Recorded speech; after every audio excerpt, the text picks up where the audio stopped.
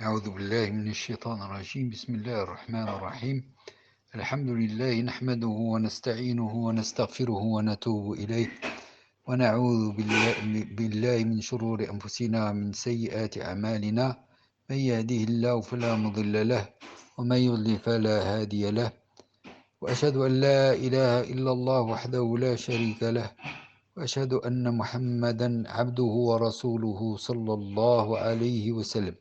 Voici la traduction du discours du Cheikh Ben Tayyib pour le vendredi 22 mai 2020. Le thème de ce discours, c'est Ramadan est parti. Chers frères, chères sœurs, nous sommes sur le point de quitter ce mois béni de la patience, du jeûne, du Coran et des veillées nocturnes. Les chanceux en ont profité et ont gagné la clémence d'Allah subhanahu wa ta'ala. Les perdants, les frustrés, ont perdu une occasion de gagner la récompense ultime dont notre Seigneur ouvre les portes. Nous ne savons pas si nous faisons partie des gagnants afin que nous nous félicitions ou si nous faisons partie des perdants, alors nous ne récoltons que déception et condoléances. Est-ce que nos œuvres ont été acceptées ou non? Seul Allah subhanahu wa ta'ala le sait. Ramadan est presque parti, mais notre Seigneur est là. Il est le vivant, l'éternel, qui ne meurt pas. Soyons les adorateurs du Seigneur et non les adorateurs occasionnels du Ramadan. La première des choses que l'on doit perpétuer après le Ramadan est la prière. Ce grand pilier est cette pierre d'achoppement de notre religion. Acte, c'est-à-dire la prière, sur lequel nous serons interrogés en premier, et dont la négligence mérite la perdition et la faillite le jour du jugement dernier. Allah subhanahu wa ta'ala dit dans le Coran فَخَلَفَ مِن بَعْدِهِمْ خَلْفٌ أَضَاعُوا الصَّلَاةَ وَاتَّبَعُوا الشَّهَوَاتِ فَسَوْفَ يَلْقَوْنَ غَيًّا. Traduction: est venu après eux des gens qui ont négligé la prière et suivi leur seul plaisir. Ils ne trouveront que perdition le jour du jugement dernier. Et par Rayyan, certains ont expliqué Rayyan par une rivière dans l'enfer. Cette prière, c'est notre relation céleste avec notre Seigneur. Et par elle, nous nous élevons vers le ciel 5 fois par jour. Deuxième chose que l'on doit préserver même après le Ramadan, c'est notre rang au Coran. Ce livre est la provision de notre cœur. C'est notre lien avec notre Seigneur. Ce lien qui nous mène directement au paradis. Ne l'abandonnons pas. Au temps du prophète sallallahu alayhi wa sallam, même les non-croyants ont témoigné de la beauté de ce livre. En effet, Al-Walid ibn al-Mughira, quand il a entendu quelques versets récités par le prophète sallallahu alayhi wa sallam, il a juré, il a dit Wallahi, inna lahu la halawa, c'est-à-dire que ces paroles ont un délice. Wa inna alayhi la talawa, c'est-à-dire que ces paroles ont une grande beauté. Wa inna alahu la muthmir, et le dessus de ce Coran, la partie apparente est fructueuse et la partie profonde est abondante en délices et en beauté. وَإِنَّهُ يَعْلُو وَلَا يُعْلَى عَلَيْهِ, c'est-à-dire que cette parole, elle est au-dessus et rien ne passe au-dessus d'elle. Ça, c'est uniquement le témoignage de non-musulmans.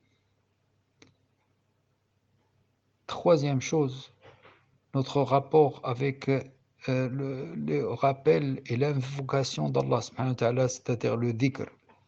Ce dhikr qui confère la proximité d'Allah subhanahu wa ta'ala et sa protection contre notre ennemi de tout le temps qui est le shaitan. Et le Rasoul sallallahu alayhi wa sallam a comparé ce dhikr comme une citadelle où le musulman se réfugie et aucun mal ne peut l'atteindre. La quatrième chose, la générosité pendant le Ramadan. Beaucoup de gens étaient généreux pendant ce mois, mais pas le reste de l'année. Chacun d'entre nous sera interviewé par Allah, sans traducteur. Cette personne va regarder à sa droite et ne va trouver que ses actes.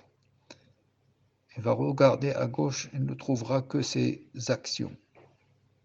Elle regardera devant elle et va trouver l'enfer bien en face. Et Rasul Sasmi termine hadith, il dit épargnez-vous l'enfer, ne serait-ce que par la moitié d'une date. La moitié par moitié d'une date, le prophète Sasmi signifie faites des dons, soyez généreux même avec peu de moyens. Enfin, voici quelques informations concernant l'Aïd al-Fitr qui va avoir lieu soit samedi, soit dimanche. Le mot Aïd veut dire ce que les gens ont pris comme habitude de faire. Et dans le contexte de la religion, c'est une tradition de célébration pour satisfaire le besoin de chacun de manifester sa joie.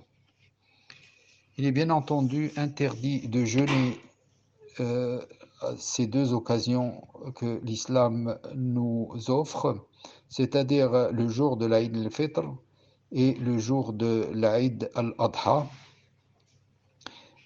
plus les 3 jours suivants qui sont Ayyam al-Tashriq. La Zakat al-Fitr est un devoir pour chaque musulman qui peut la donner. Et elle doit être donnée avant le Fajr du jour de l'Aïd. Il est aussi recommandé de faire les grandes ablutions le jour de l'Aïd, faire al-Ghusl, car les Sahaba faisaient comme ça. Il est aussi recommandé de faire al-Takbir pendant ces jours bénis. Il est aussi recommandé de mettre ses plus beaux habits, de prendre un petit déjeuner avant de sortir à la prière, mais malheureusement cette année, à cause de la pandémie au Covid-19, nous ne pouvons pas aller faire la prière en commun. Il est également recommandé de se féliciter de l'Aïd par des formules bien connues maintenant, comme Ghafarallahu lana wa lakum, taqabbalallahu minna minkum wa minkum wa kullu aamin wa antum bi khair, ou des choses, des formules semblables. En période de confinement, la majorité des savants ont dit qu'on ne pouvait pas faire la prière par l'intermédiaire d'un média, donc par média interposé, c'est-à-dire se brancher derrière un cheikh ou un savant et faire la prière derrière lui. Il est préférable qu'on fasse la prière en famille, ensemble, et à ce moment-là, on fait uniquement la prière avec ses takbirs, avec la lecture de, si on connaît la sourate Al-A'la, sourate Al-Ghashiyah, et sans faire de discours. C'est comme ça qu'un certain nombre de Sahaba faisaient.